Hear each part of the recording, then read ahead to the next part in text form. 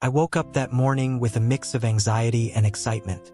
The alarm clock rang at 7 a.m., and I shot out of bed as if I were about to walk onto a lit stage.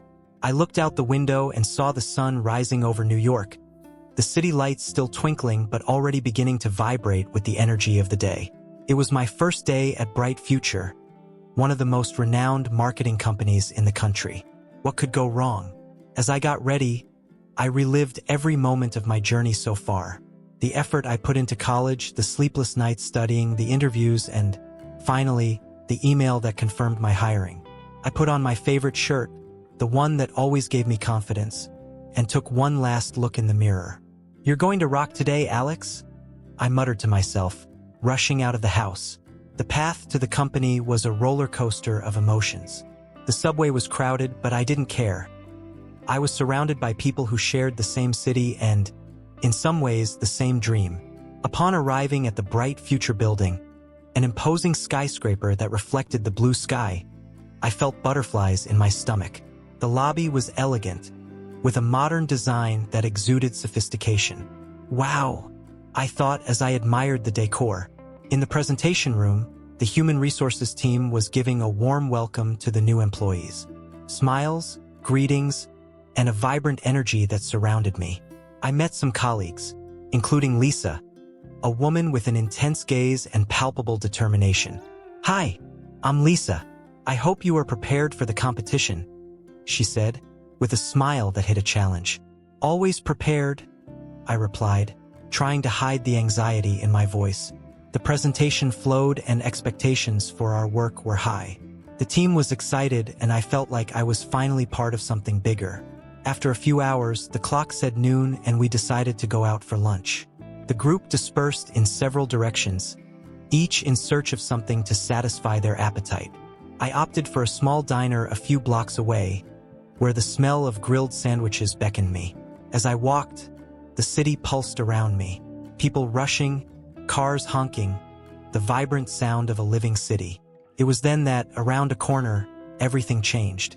A scream cut through the air, followed by a crash. I looked to the side and saw a woman being hit by a car that hadn't stopped at a red light. Time seemed to stop.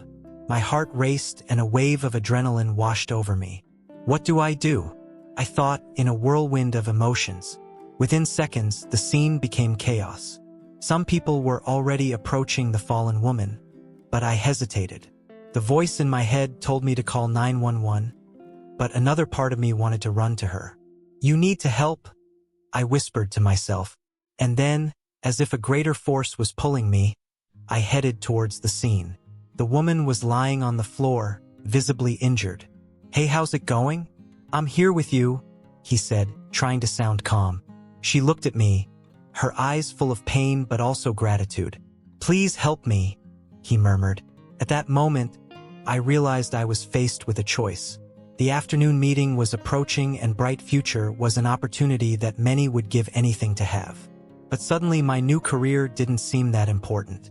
"I'll stay with you until the ambulance arrives," I replied, holding her hand as she closed her eyes as if trying to concentrate on my voice. "What is your name?" I asked. "Sarah," she replied in a faint voice.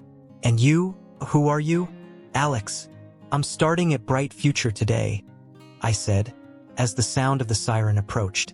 "But that doesn't matter now. What really mattered was her, and the decision I made at that moment would change everything." The sound of New York traffic was deafening, but my mind was in a whirl. I was standing on the sidewalk, just a few steps from the entrance of the company where I had just started my first day of work. The meeting I was supposed to be in now seemed distant and irrelevant. In front of me, a woman was lying on the ground, her face pale and her eyes closed, surrounded by a group of people who looked on in shock. What should I do?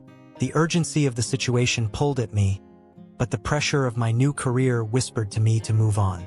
"Alex, you can't ignore this," I thought, as a surge of adrenaline pushed me forward.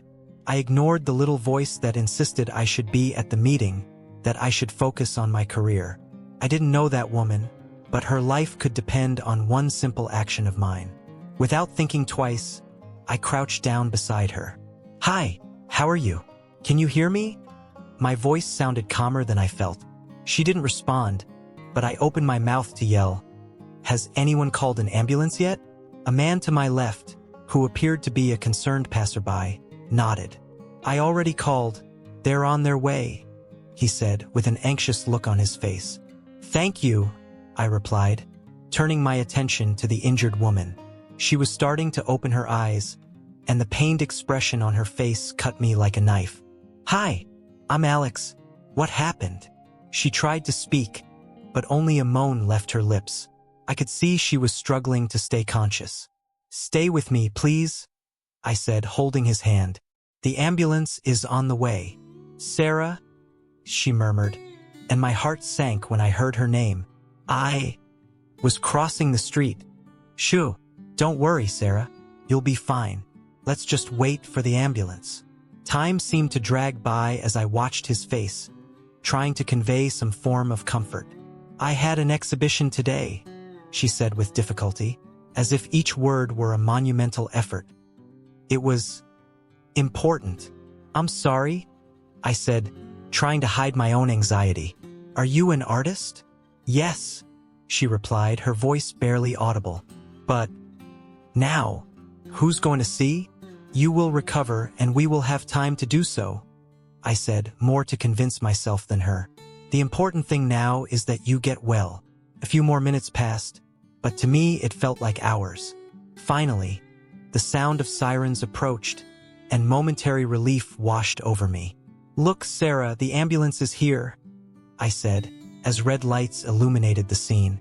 The paramedics arrived quickly, and I stepped aside to give them space.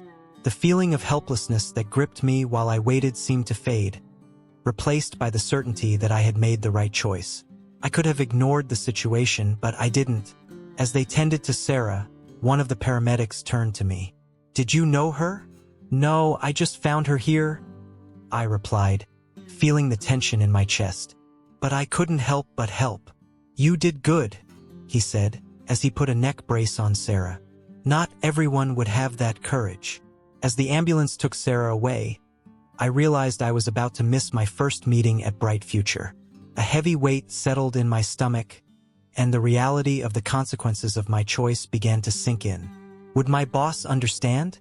Would my coworkers judge me? I felt butterflies in my stomach as I returned to the office, but what really weighed on me was what had happened to Sarah. What would happen to her? I couldn't get his image out of my head. Her life was at stake, and it made my professional concerns seem so small, so insignificant. As soon as I walked in the door, the atmosphere changed. Suspicious looks and murmurs began to fill the space. It wasn't just that I was late. There was something more, and as I walked towards my desk, I realized that the decision I made could be just the beginning of a much more complicated path. When I entered the meeting room, the atmosphere was heavy. The faces of my colleagues were serious, and Mr. Thompson was waiting for me with an expression that mixed disappointment and frustration. He asked me to sit across from him, and I felt like a student who had just been caught cheating on a test. "Alex," he began, his voice firm, "your absence yesterday was noted. We have a standard to maintain here at Bright Future, and honestly, I can't ignore that."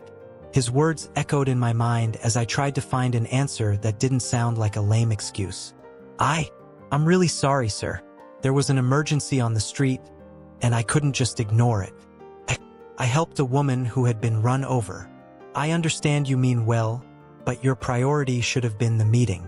We're talking about your career here, Alex." The frustration in his voice was palpable, and a wave of guilt washed over me. I was starting my professional journey, and I was already losing everything because of an impulsive act. "I understand, Mr. Thompson. I promise it won't happen again. I will work harder to regain everyone's trust." It was the only thing I could say, but even as I spoke, my mind couldn't move away from the image of Sarah lying on the floor, her look of pain and fear. What was I doing? What should I do now? As soon as the meeting ended, I returned to my desk, feeling the weight of my colleagues' expectations and disappointments. The atmosphere was charged with tension, and I knew I needed to concentrate. "Alex, how are you?" asked my coworker, Jake, with a worried expression. "You look like a ghost."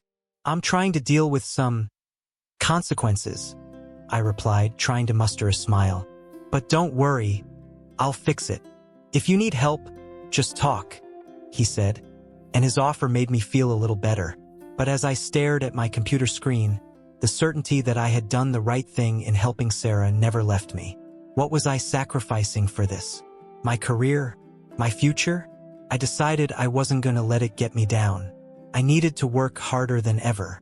I dove into reports, analysis, and ideas for the next campaign, but inexplicably, my thoughts kept returning to Sarah. Who was she? What did she do? Why was his look, even though it was hurt, still so familiar to me? Days passed and, amidst the pressure, I finally received a call from the hospital. It was about Sarah. "Hi, Alex." Her voice was soft, and I felt relieved to hear it. "I want to thank you again for being there for me. You have no idea how much this means." "Sarah, there's no need to thank you. I just did what anyone would do." Deep down, I knew it wasn't true. I had chosen to sacrifice my day, my work for her. "How are you feeling?" "Better, but the recovery will be long. I can't believe I lost the exposure I've been waiting for." His voice shook, and I could feel the sadness in every word. It was a great opportunity for me. Empathy enveloped me. "If you need help with the next one, let me know. I can help in some way." The words came out before I could think. "Would you do that for me?" she asked, almost in disbelief. "Of course. I'd like to help if I can." In that instant, I realized there was something deeper and more meaningful than just work involved. The determination I felt in wanting to help Sarah was greater than any pressure I faced at the company. As we spoke, something began to form within me, a motivation that went beyond professional ambition. I had a new mission now, to help Sarah get back on her feet and rediscover her art. And surprisingly, it made me feel more alive than any title or project I could achieve. When I entered the hospital, the smell of disinfectant and the soft hum of machines enveloped me like a blanket. My heart was pounding, not just with anxiety, but with the anticipation of seeing Sarah again. Those first few hours after the accident had been harrowing, and the idea that she was recovering brought me immense relief. I knew I had made the right choice, but the weight of my decision was still present in my mind. Upon entering the room, I found Sarah lying on the bed, with a bandage on her head and a shy smile on her face. "Alex," she exclaimed, her voice a little weak but full of gratitude. "I was waiting for you." "Sarinya, how are you feeling?" I asked, pulling out a chair to sit next to her. Hearing my worried tone, she laughed lightly, a soft sound that eased my tension a little. "Better, thanks to you. I thought you would never come." I was almost feeling like dead weight. The way she said it made me feel a lump in my throat. It was painful to see someone so vibrant and full of life, now so fragile. "Don't be silly. I couldn't help but come." "You matter to me, Sarah," I replied, and then regretted speaking so bluntly. What was I doing? I was getting too involved. But at the same time, it was the pure truth. She looked me in the eyes, and in a moment, everything around us disappeared. "You don't know how much this means to me. Sometimes life puts us in strange situations, doesn't it?" I was so focused on my art, and then suddenly this happened. "I feel like life has a strange way of teaching us to appreciate simple things," I commented. "What do you dream of doing when you leave here?" "Oh, I don't know. I think I want to do an exhibition, showing my art to the world. But now," she hesitated, looking at the ceiling. "Now, I just want to recover and get back to who I was." "You'll make it," I assured, taking his hand. "And I will help you. Whatever you need, I'll be here." In the days that followed, hospital visits became a ritual for me. We talked about everything from art to our fears and hopes. I realized that more and more, I was moving away from the stress of my new position in the company. What once seemed like a priority now sounded like a distant echo. I was learning that life wasn't just about work. There was something deeper at play. "Alex," Sarah said in one of our conversations, "have you ever thought about what you really want to do with your life, besides marketing and all that?" Sincerely? No. I always followed what was expected of me, what seemed like the right path. But now, it all feels so empty, I confessed, feeling the vulnerability draining from me like water from a river. Sometimes we need a little push. You saved me, Alex, and it makes me think that maybe, just maybe, I can help you too, she said with a twinkle in her eye. That same week, something unexpected happened. During one of my visits, I met Lisa, my coworker and rival, in the hospital waiting room. She had a look of concern that didn't match her usual competitive demeanor. Alex, I heard about the accident. I hope you're not letting this affect your work performance, she said, trying to sound casual, but her voice betrayed a certain nervousness. Lisa, this isn't about work. Sarah is important to me now, more than any meeting or project, I replied, feeling a strange satisfaction in saying so. She raised an eyebrow, clearly surprised. Don't you think you're putting yourself in a difficult position? Mr. Thompson won't like this. I don't care, I declared, and as I said it, I realized it was the truth. The days became a mix of hospital visits and trying to regain my position at work. But every time I walked into Sarah's room, I felt like I was making the right choice. What was once just a job was now turning into something I couldn't explain. The conversations we had about art, dreams, and the meaning of life began to shape not just her vision, but mine as well. Alex, you know that art is a form of liberation, right? Sarah said in one of our conversations, her eyes shining with passion. Sometimes we need to free ourselves from the chains that hold us back. And what do you want to free? I asked, intrigued. I want to free my art, and maybe your life too, she replied with an enigmatic smile. Those words echoed in my mind as the hours passed. And in that moment, I realized that the true connection that was forming between us was something I never expected to find. I had sacrificed my career for her, but ironically, I was getting so much more in return. Life was teaching me that sometimes you have to lose yourself to find yourself. As soon as I left the hospital, the cold New York wind enveloped me, and I felt torn. Looking up at the cloudy sky, the reality of my work weighed heavily on my shoulders. That meeting scheduled for the following day hung like a sword of Damocles. But on the other hand, Sarah's smile, even with the marks of pain, warmed me. She was determined to recover, and I wanted to be a part of that. With a deep sigh, I picked up my cell phone and called some friends from college, asking for help in publicizing the art exhibition she wanted to organize. Alex, are you really doing this? Asked my friend, Tom, with a mixture of surprise and admiration in his voice. Isn't this risky for your career? I know, but I hesitated, remembering Sarah's words about her dreams. She needs support, and honestly, it makes me feel more alive than any marketing meeting. Well, if you're sure about that, let's go. Counting on our support is the least we can do. As we talked, an idea began to take shape in my mind.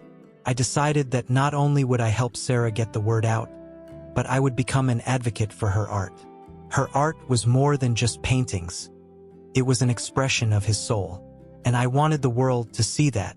The next day, the atmosphere at the company was tense. I walked into the meeting room with my heart in my throat, but the determination to help Sarah gave me courage.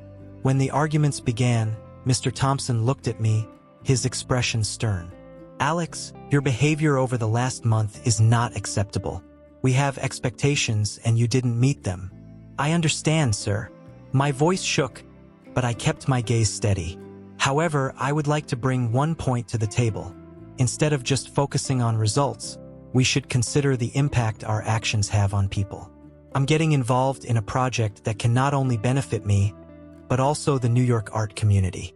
My colleagues' gazes turned to me, some with surprise, others with disdain.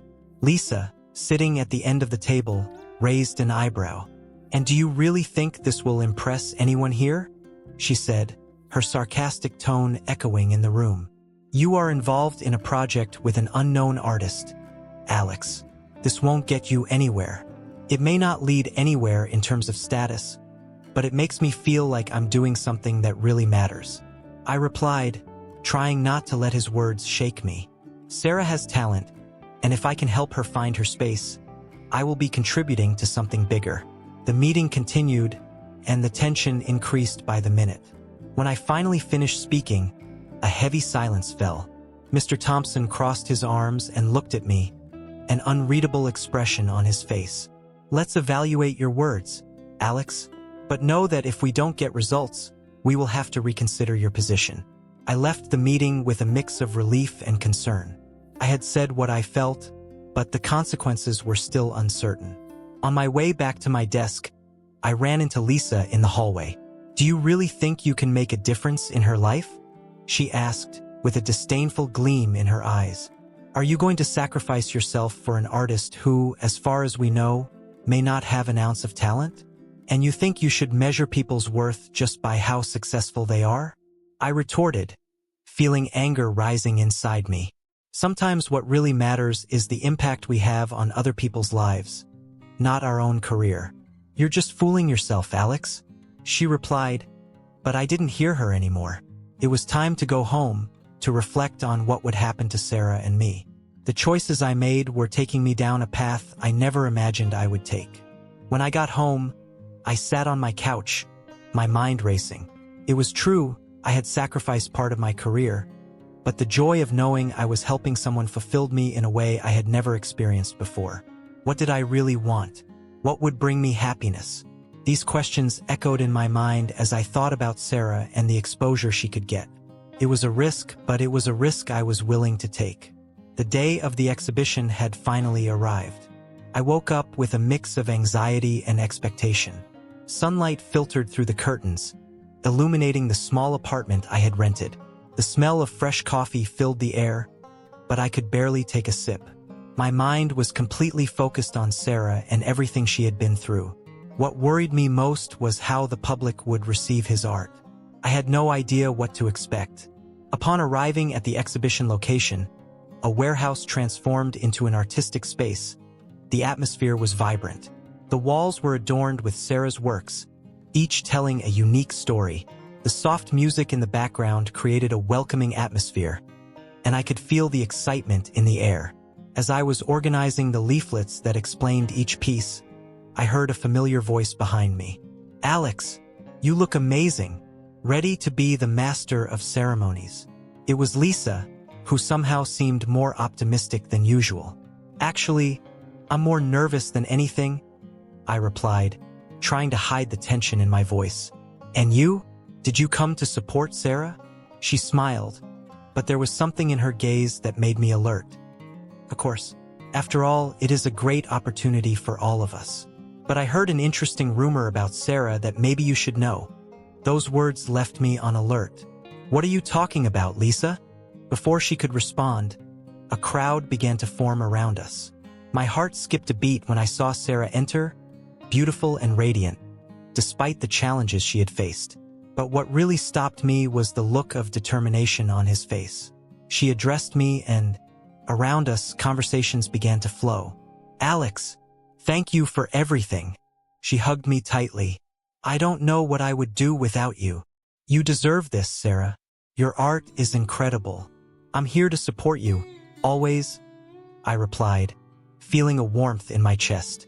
But then, Lisa, with a smile that didn't reach her eyes, interrupted the conversation. Sorry, but you know Sarah isn't just an artist, right? She is heiress to one of the largest fortunes in the country. His art was forgotten on purpose. Lisa's words hung in the air, heavy and disconcerting. I looked at Sarah, who looked like she had been struck by lightning. What are you saying, Lisa? I asked, trying to understand the gravity of the situation. It's true, Alex, Sarah finally spoke, her voice serene but with a hint of sadness. My family has an immense fortune, but I always wanted to be recognized for my work, not for the money I would inherit. Success was never part of my plans until now. Shock reverberated inside me. I didn't know what to feel. In a moment, the image I had of Sarah as a struggling artist shattered, and a new reality dawned before me. But why didn't you say anything before? Because it's not about the money, Alex, she explained. It's about being true to myself and my art. And now I want to use this for something bigger. The crowd began to disperse, and whispers of Lisa's revelation spread. But instead of being shaken, Sarah looked at me with renewed determination. I want to start a foundation that supports unknown artists. Alex.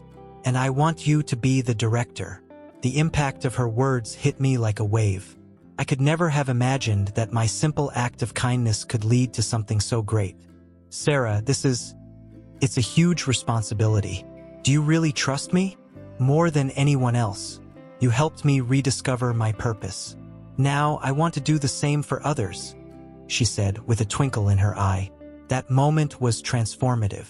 I realized that by sacrificing my first day of work for a stranger, I had found a new path, a purpose that went beyond any professional ambition. One act of kindness had not only changed Sarah's life, but now it would change mine as well. And so, amidst canvases and brushes, the future I had never dreamed of began to emerge before us.